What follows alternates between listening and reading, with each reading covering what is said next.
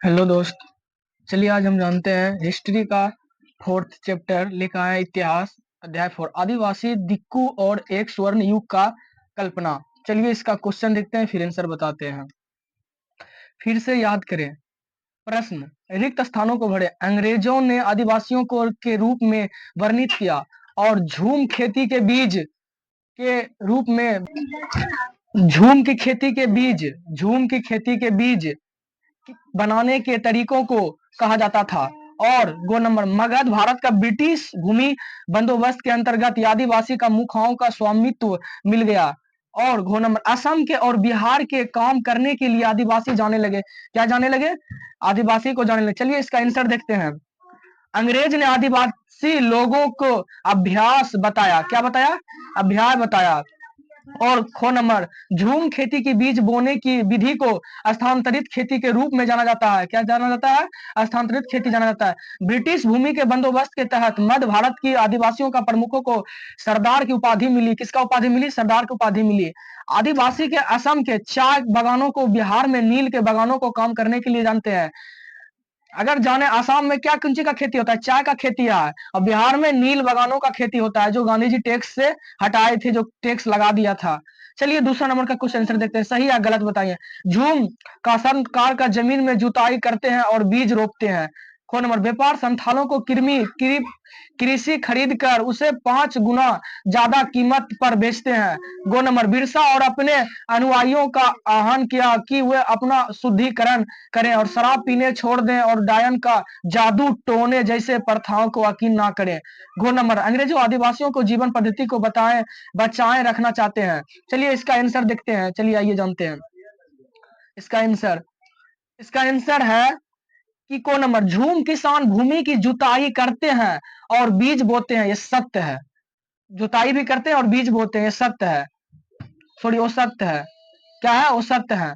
और कोकून संथाल से खरीदे जाते हैं और व्यापारियों द्वारा खरीद मूल्य से 5 गुना अधिक कीमत पर बेचे जाते हैं। क्या है? ये सत्य है।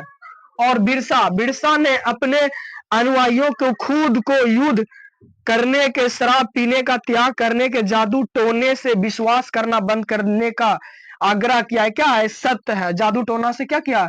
विश्वास हटाने का आग्रह किया। गो नंबर अंग्रेज आदिवासी जीवन शैली को संरक्षित करना चाहते थे। क्या है? वो सत्य है। चलिए तीसरा का क्वेश्चन आंसर देखते हैं। चलिए आइए तीसरा नंबर क्या है? ब्रिटिश शासन के घुमूत कासानकारों का सामने कौन सी समस्या थी?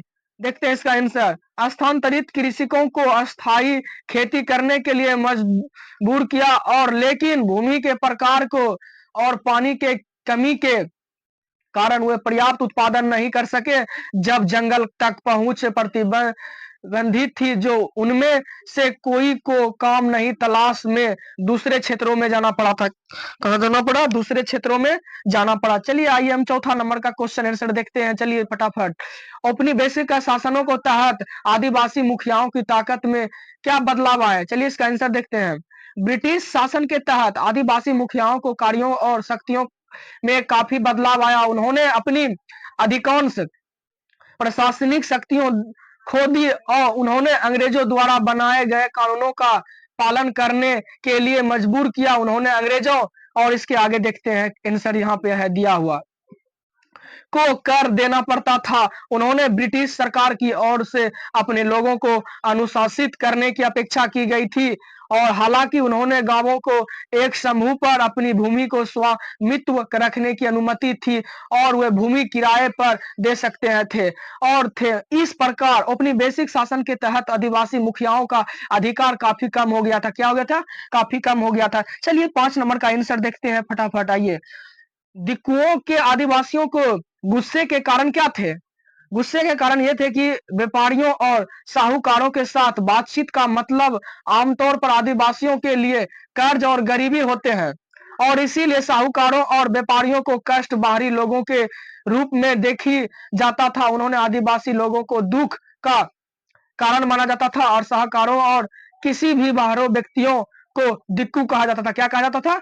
दिक्कू कहा जाता था। क्या कहा जाता था? दिक्कू कहा। चलिए 6 नंबर का क्वेश्चन आंसर देखते हैं। चलिए आइए बिरसा की कल्पना में स्वर्ण युग किस तरह का था? अपनी राय यह कल्पना लोगों को इतनी आकर्षण क्यों लग रही थी? चलिए इसका आंसर देखते हैं, आइए इसका आंसर देखते हैं। चलिए आइए, आदिवासी सरदार स्वर्ण युग की बात करते थे। यह वह युग था कि जब मुंडा लोग दिक्कुओं को शत्रुओं के उत्पीड़न के मुक्त हो जाएगा। उन्होंने एक ऐसी समय की कल्पना की जब समुदाय का पैतृक अधिकार बहाल हो जाएगा और हर कोई जुल्म से आजादी चाहता है और ज्यादातर लोग अपने समुदाय गौरव चाहते थे और स्वर्ण युग को कल्पना आदिवासियों के लिए एक सपने के समान थी और इसीलिए यह दृष्टिकोण क्षेत्र के लोगों को पसंद आया। क्या है? क्षेत्रों लोगों को पसंद है। चलिए 7 नंबर का क्वेश्चन आंसर देखते हैं। चलिए आइए, 7 नंबर क्या बोला? अपने माता पिता के दोस्तों का शिक्षकों से बात करके 20वीं सदी के अन्य आदिवासियों को विद्रोह के नायकों को नाम पता करे। उन्होंने कहानी के शब्दों में लिखे। चलिए 7 नंबर का क्वेश्चन आंसर आप लोग खुद अपने से बना के कमेंट में बताइए कि आंसर इसका क्या होगा। चलिए 8 नंबर का क्वेश्चन देखते हैं। चलिए आइए, भारत में रहने वाले किसी भी आदिवासी समूह को चुने गए रीति रिवाज और जीवन पद्धति को पता लगाएं और देखें कि पिछले 50 साल के दौरान उनके जीवन में क्या बदलाव आया।